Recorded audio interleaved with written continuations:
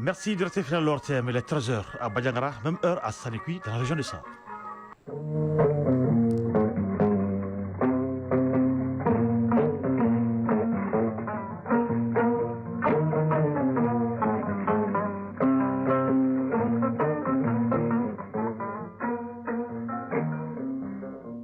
Le journal Isaac Thilou. Mesdames, Messieurs, bonjour et bienvenue à la deuxième édition de Mali Actualité. Voici les grandes lignes de cette édition. Sungalo Solidarité 2026 a été lancé au nom du président de la transition. L'initiative vise à renforcer les liens entre les communautés et soulager les populations en cette période de Ramadan et de Carême. Cette troisième édition est placée sous le parrainage du général d'armée Assimi Goïta. Le 8 mars, journée internationale des droits de la femme se prépare au Mali. La ministre de la promotion de la femme, de l'enfant et de la famille, Diara Djeneba Sanogo, a effectué ce vendredi une visite de terrain à Badiangara à cet effet. Il s'agit pour elle de mobiliser les acteurs locaux, évaluer les initiatives féminines, entre autres. Et du Triblon, où le vestibule de l'institut traditionnel de Koulikourouba fait peau neuve.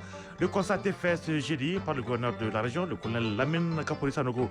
Cette initiative socioculturelle, infrastructure et socioculturelle est une initiative du président de la transition, le général Assimi Goïta. Le sport, il lance la question en fait régionale. La Famou Dulté nous parla de la Coupe du Mali, saison 2025-2026. La phase Ligue de Banco est prévue du 21 au 25 février. Pour ce qui est du championnat national de Ligue 1 professionnelle, il nous fera de la citation après la phase aller. Et puis, la Fédération malienne de football, qui a rendu public le programme officiel devant conduire à l'élection de son nouveau comité exécutif. Voilà pour les titres. Il faudrait plus, bienvenue. Le Premier ministre, le général de division Ablaye Maïga, a lancé hier après-midi au nom du président de la transition Sungalo Solidarité 2026. Cette troisième édition est placée sous le parrainage du général d'armée Assimi Goïta. L'initiative vise à renforcer les liens entre les communautés et soulager les populations en cette période de Ramadan et de Carême. Au total, 80 sites sont aménagés à Bamako, Kati et à l'intérieur du pays et les kits alimentaires seront distribués par jour et par site pendant tout le mois. Avec l'accompagnement du commissariat à la sécurité alimentaire, 600 tonnes de riz seront à la disposition des régions et de certains départements ministériels. Dans son discours de lancement, le Premier ministre a déclaré que Sungalo Solidarité est un message fort du président de la transition sur l'unité nationale, le partage et la fraternité. En attendant le reportage complet dans nos futures éditions, nous vous proposons un extrait de ce discours, les propos recueillis par Mamari Kone et Alou Touré. À travers l'opération Sungalo Solidarité, nous affirmons cette conviction profonde, exprimée sans cesse par le chef de l'État, à savoir, je cite, « Aucun Malien ne doit se sentir seul face aux difficultés ». Fin de citation. La solidarité doit en effet s'affirmer durant toute l'année, et particulièrement pendant ce mois sacré. Mesdames et messieurs, cette initiative va se déployer sur 19 sites à Bamako, 4 sites à Kati, ainsi que dans les régions, en raison de 3 sites par région. Cette initiative prévoit notamment l'organisation de soirées de rupture collective des jeunes ouvertes aux personnes les plus démunies, la distribution gratuite de repas pour soutenir des familles en difficulté, l'organisation de prières collectives afin de renforcer la cohésion spirituelle et nationale, la distribution, la veille de la fête de Ramadan, de kits de fête comprenant des vêtements et des chaussures pour redonner le sourire à ceux qui en ont le plus besoin. Et enfin, la mise en place de consultations médicales gratuites pour rapprocher davantage les services de santé des populations les plus nécessiteuses. Je voudrais saluer particulièrement la contribution déterminante du commissariat à la sécurité alimentaire, dont l'engagement démontre la volonté du gouvernement d'agir concrètement pour atténuer les charges financières qui pèsent sur nos concitoyens durant cette période. Au-delà de l'assistance matérielle, Sungalo Solidarité est un message fort de son Excellence le général d'armée Assimi Goïta, président de la transition, chef de l'État, celui de l'unité nationale, du partage et de la fraternité. Dans un contexte éprouvant pour notre pays, la solidarité doit rester notre plus grande force. La solidarité n'est pas seulement une action gouvernementale, elle est une responsabilité nationale. J'invite toutes les institutions, les organisations religieuses, les acteurs économiques, la société civile et chaque citoyen à s'inscrire dans cet élan collectif. En troisième région, Soulager les ménages les plus vulnérables en leur faisant, facilitant donc l'accès aux denrées de première nécessité, la chef de l'exécutif régional vient de lancer au gouvernorat l'opération Songolo Solidarité en ce mois de Ramadan et le temps de Carême chrétien. 2 périodes spirituelles majeures durant lesquelles les autorités régionales invitent les fidèles, au-delà des croyances, à cultiver le pardon, consolider la cohésion sociale et multiplier les actes de générosité envers un mois nanti que soit. Compte rendu, M. Sérémé, Suleiman Bamba. C'est sous le signe de la tolérance, du partage et du vivre ensemble que les autorités régionales donnent le ton de l'édition 2026 de l'opération Sonkalo Solidarité. Et le premier acte fort de cet élan de solidarité et de justice sociale est la remise des vivres aux différentes couches de la région, un appui du commissariat à la sécurité alimentaire.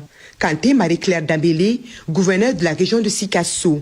Dans un contexte économique difficile, marqué par la hausse des prix et les défis sociaux, cette initiative traduit la volonté constante des plus hautes autorités au niveau central et régional de protéger le pouvoir d'achat des populations et de promouvoir la cohésion sociale. Second acte fort de ce rendez-vous religieux, la rupture collective de jeunes entre autorités administratives, forces de défense et de sécurité, organisations de femmes et de jeunes et confessions religieuses. Un moment de convergence spirituelle qui prend tout son sens dans un contexte exceptionnel où Ramadan et Carême sont observés simultanément. Youssouf Abbas Sanogo, au Conseil islamique de Sikasso. Ça permet aux deux communautés de se ressouder. Donc là où on parle maintenant de la réconciliation, de la refondation, ça rentre dans ça. Abbé Basile Dambélé, Église catholique. Pour nous, c'est vraiment une grâce de Dieu. Le pape nous invite cette année donc, à mettre Dieu au cœur de toutes nos activités afin de donner un nouveau élan à notre foi. Pasteur Pierre Diarra, Église protestante. Nous ressentons quelque chose qui est très palpable, voyant toute la famille religieuse se réunir et échanger des idées. Et en plus de ça, faire des cadeaux aux nécessités. Tout cela, ça montre l'amour que nous avons envers les uns et les autres. Le lancement de l'opération Sonkalo Solidarité s'est refermé sur des invocations élevées pour la paix et la stabilité au Mali à travers prières et bénédictions.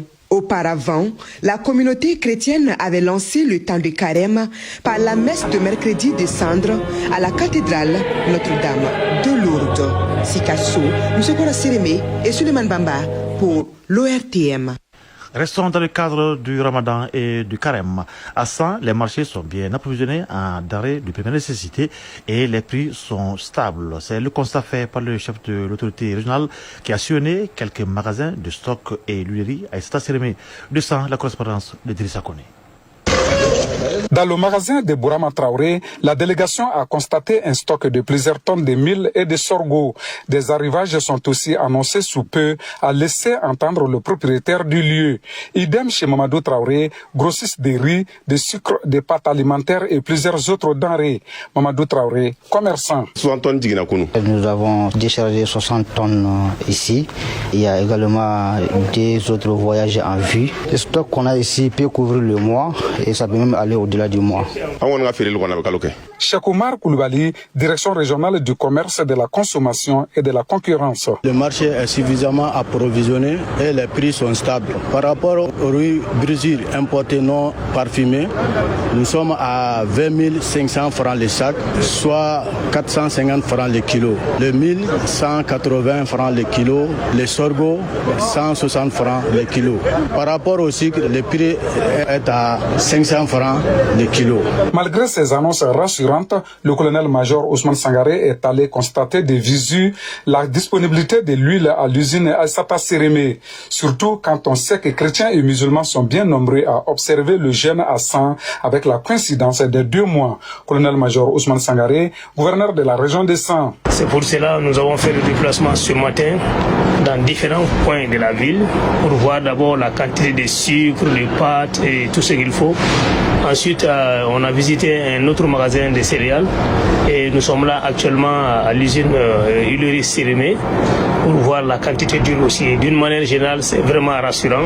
La région des Sangs ne doit pas souffrir de rupture pendant ce mois de carême et de Ramadan. Le prix de la viande reste invariable. Le kilo est à 3 000 francs avec os et 3 500 sans eau. Sans Drissa Kone et Sédou Kamena pour le RTM. Radio Mali à 100 et environ 95.5 MHz en FM. Actualité hors de nos frontières. Au Sénégal, le gouvernement a franchi un nouveau cap dans le durcissement de sa législation sur l'homosexualité. Réuni en Conseil des ministres mercredi dernier, l'exécutif a validé un projet de loi visant à renforcer les sanctions contre les relations entre personnes de même sexe. Le texte prévoit d'alourdir les peines pour les personnes reconnues coupables d'actes contre nature. Aussi, il prévoit d'étendre ces poursuites aux organisations accusées de faire l'apologie de l'homosexualité. Avant donc son entrée en vigueur, la réforme devra toutefois obtenir l'approbation des députés à l'Assemblée nationale. À Congo, des officiers de France séjournent actuellement en République démocratique du Congo dans le cadre d'une mission de formation militaire. L'ambassade de France en RDC précise que ce déploiement s'inscrit dans le programme de coopération de défense liant les deux pays depuis 2021. Ce programme fait suite à la demande des autorités de Kinshasa. Depuis Paris, plusieurs médias confirment que la mission se poursuivra jusqu'à la fin du mois de mars. À ce jour, près de 800 militaires congolais ont été formés et bénéficié de formations spécialisées allant donc du combat défensif et offensif à la neutralisation des agents explosifs en passant par le secourisme tactique et les opérations en forêt équatoriale. Au Soudan, le numérique entre dans une nouvelle ère sous haute surveillance. Signée cette semaine, la loi sur la cybercriminalité durcit le ton jusqu'à 5 ans de prison pour toute information jugée diffamatoire, menaçante, trompeuse ou considérée comme nuisible, abusive ou inappropriée. Présentée par les autorités comme un bouclier contre les dérives des réseaux sociaux, la réforme divise et pourtant l'opinion. Entre volonté de protéger les citoyens et crainte d'un bâillon pour la presse, journalistes et défenseurs de liberté redoutent que cette législation ne restreigne la liberté d'expression malgré l'assurance officielle qu'elle vise les abus et non les journalistes. Et puis, la Cour suprême américaine a jugé illégale une grande partie des droits de douane imposés par le président Donald Trump. Les juges estiment que le chef de l'État a dépassé les pouvoirs que lui confère la Constitution en évoquant une urgence économique. L'Union européenne dit analyser la décision avec attention.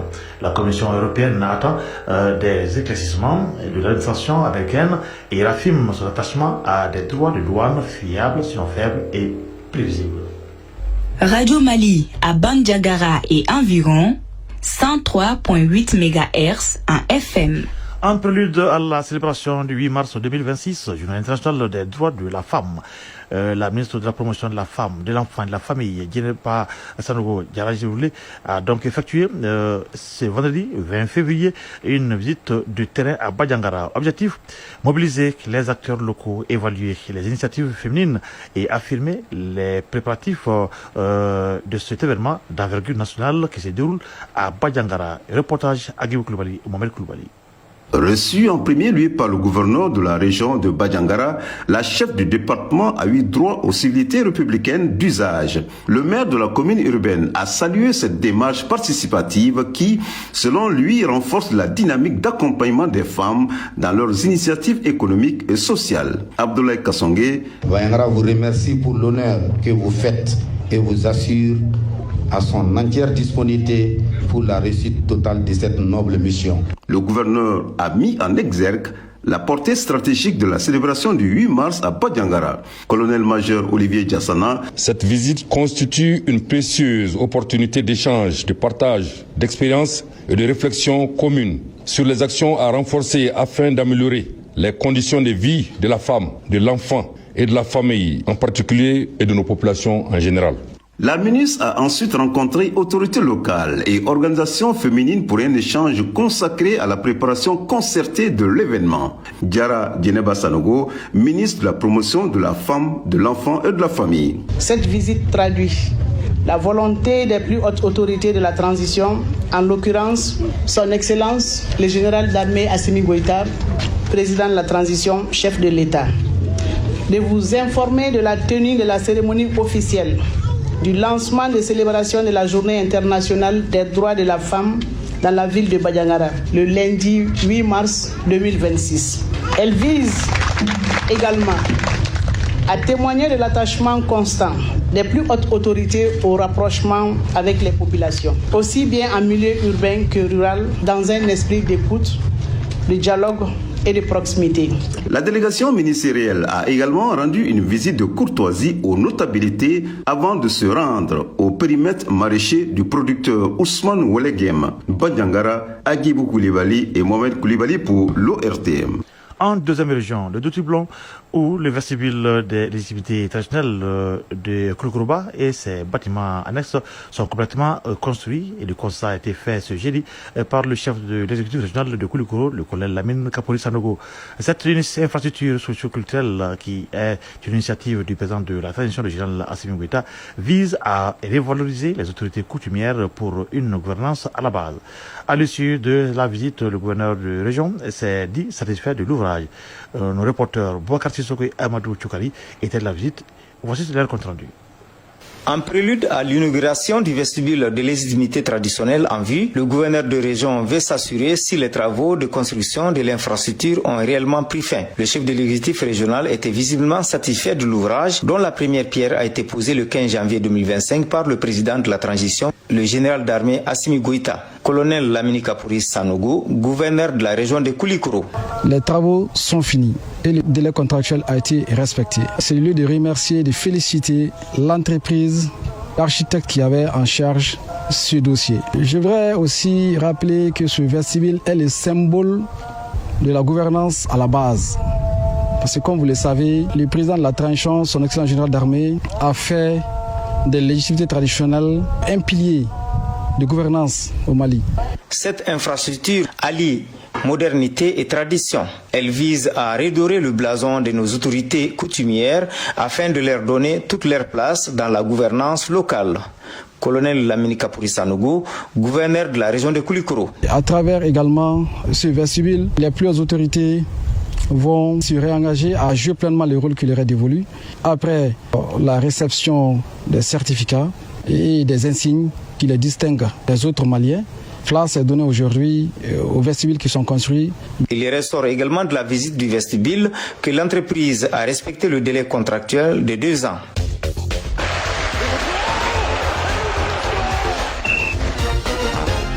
Sport. Le football et la boxe, bien sûr, sont au menu de l'actualité sportive de ce samedi. Tony Yoka a franchi donc une étape décisive dans la suite de sa carrière de boxeur en obtenant ce vendredi sa licence nationale auprès de la Fédération de boxe de la RD Congo. En football, Coupe du Mali, saison 2025-2026, la phase Ligue de Bamako est prévue du 21 au 25 février. Toujours en football, au plan local, la phase allée du championnat national de Ligue 1, saison 2025-2026, s'est achevée sur un classement provisoire extrêmement disputé. Entre lutte pour le titre et bataille pour le maintien, le suspense reste entier. Et puis, la Fédération malienne de football a rendu public le chronogramme officiel devant conduire à l'élection de son nouveau comité exécutif. Un calendrier validé par les instances internationales et qui fixe les grandes étapes du processus électoral. Le développement de l'actualité sportive, c'est avec Famour Diourté.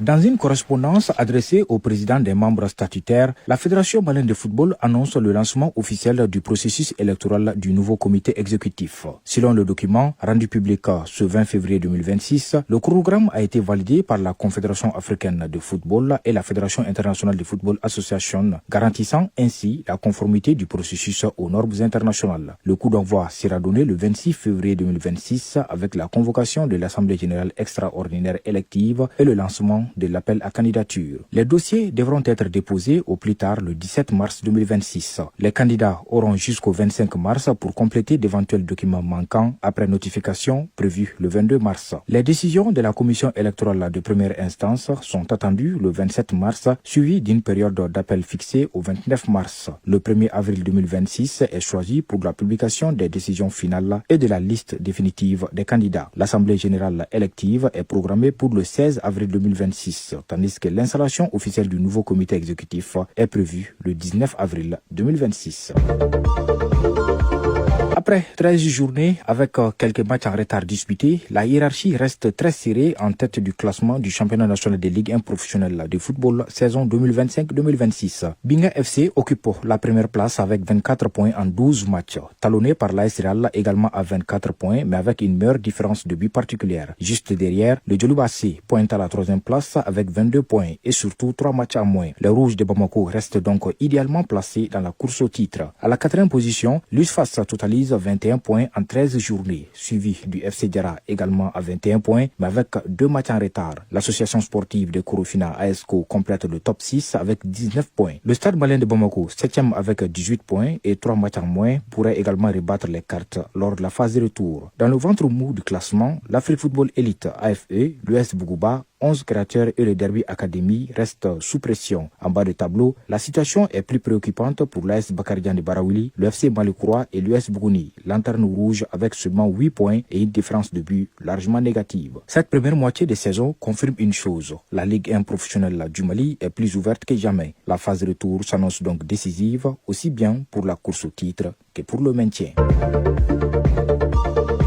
Toujours football, la phase Ligue de la Coupe du Mali du district de Bamako s'ouvre ce samedi 21 février avec un premier duel révélateur entre l'AS Real de Bamako et 11 créateurs de Niarela au stade de Mamadou Konaté. 2 formations de la Ligue 1 Pro du Mali et qui ont déjà touché le Graal. L'enjeu est de frapper fort d'entrée et envoyer un signal clair aux concurrents. Au stade Ouenzen Koulibaly, un autre pensionnaire de l'élite, l'ASCO, affrontera l'ASCB. Une rencontre où l'impact physique pourrait faire la différence. En deuxième heure, Afrique Football Elite AFE sera face à Yélé Olympique. Un match qui pourrait se jouer sur des détails tant les deux équipes se connaissent bien dans le championnat du district. Lundi 23 février, Binga FC croisera le fer avec le club olympique de Bamako, COB. Une opposition intéressante entre une formation du COB en quête de constance et un adversaire habitué au grand rendez-vous. En soirée, l'USFAS défiera le CFKS. Pour les militaires, l'objectif est clair, imposer leur rigueur et leur expérience. Les regards seront particulièrement tournés vers le mercredi 25 février. Au stade de Mamadou Konaté, le Djoloba AC fera son entrée face à l'ASB,